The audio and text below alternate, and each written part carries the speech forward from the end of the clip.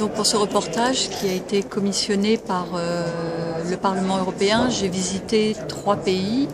J'ai commencé par la Grèce, par l'île de Lesbos, qui est l'une des principales îles où arrivent les réfugiés depuis la Turquie, par bateau, par Gomone. Et de là, je les ai suivis en Macédoine.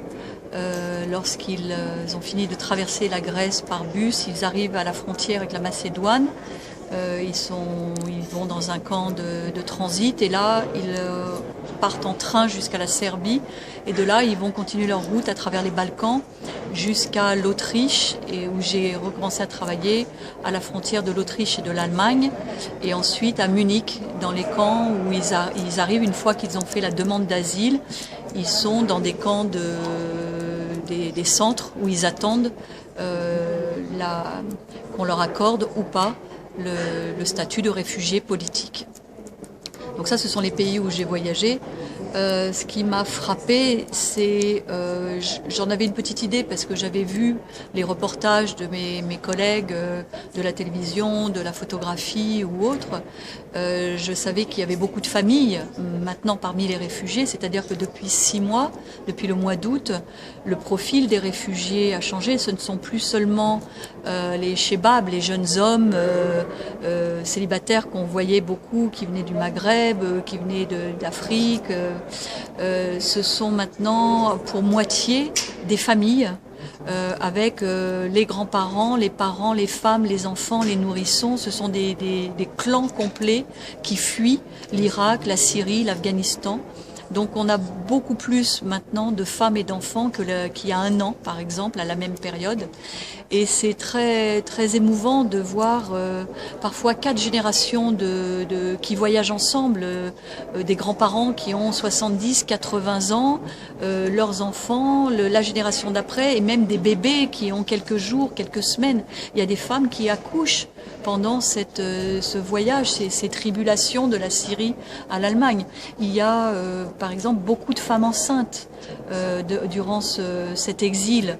Et on peut imaginer le niveau de stress pour une femme qui fuit son pays en guerre, qui se retrouve sur des routes inconnues, au milieu de milliers d'inconnus, avec ses enfants en bas âge, étant elle-même enceinte.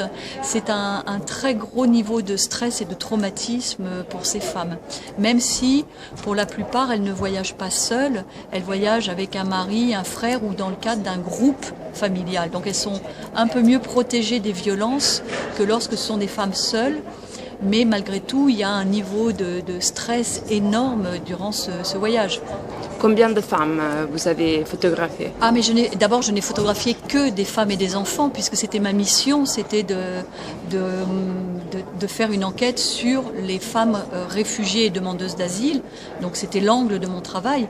Mais les chiffres officiels aujourd'hui du UNHCR, du Haut Commissariat aux réfugiés, disent que dans les migrants, les réfugiés qui passent de Turquie en Grèce à l'heure actuelle, c'est le principal point d'entrée sur l'Europe, avant l'Italie.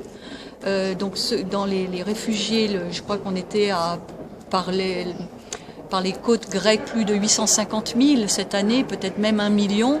Là-dessus, vous avez plus de la moitié aujourd'hui, ce sont des femmes et des enfants.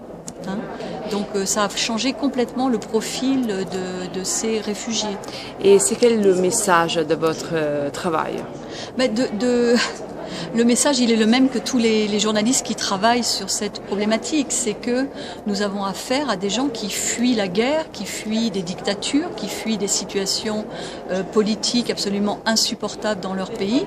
Et nous avons, par simple humanité, nous avons un droit d'hospitalité envers ces personnes à exercer. C'est-à-dire nous devons les protéger, les accueillir.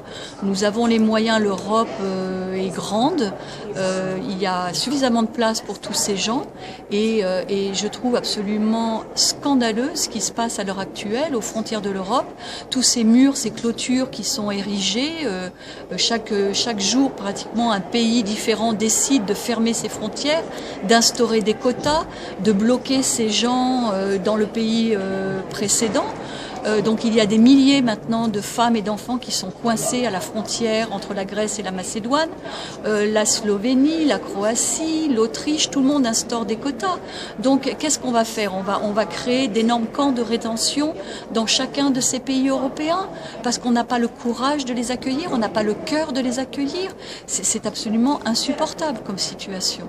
C'est au lieu d'accompagner Madame Merkel qui a eu le grand courage d'ouvrir les frontières de son pays, alors que chaque pays européen devrait prendre ses responsabilités et accueillir une partie de ces réfugiés. La France en premier lieu, mon pays me fait honte.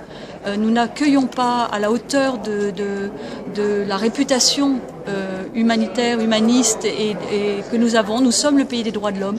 Nous devrions être à la pointe de ce combat, comme Madame Merkel. J'ai honte pour l'Angleterre, j'ai honte pour les pays anciennement de l'Est, tous les pays comme la Hongrie, la Croatie, la Serbie, les pays baltes, la République tchèque, qui disent nous on n'en veut pas, on veut rester des pays blancs et chrétiens. Eh bien ce n'est pas ça l'Europe. On ne peut pas demander à être européen, à avoir des aides de l'Europe, à avoir été soutenu dans ces révolutions politiques et économiques et aujourd'hui fermer sa porte à des gens qui ont besoin de nous. C'est ça l'Europe. C'est un message de solidarité que je voudrais passer.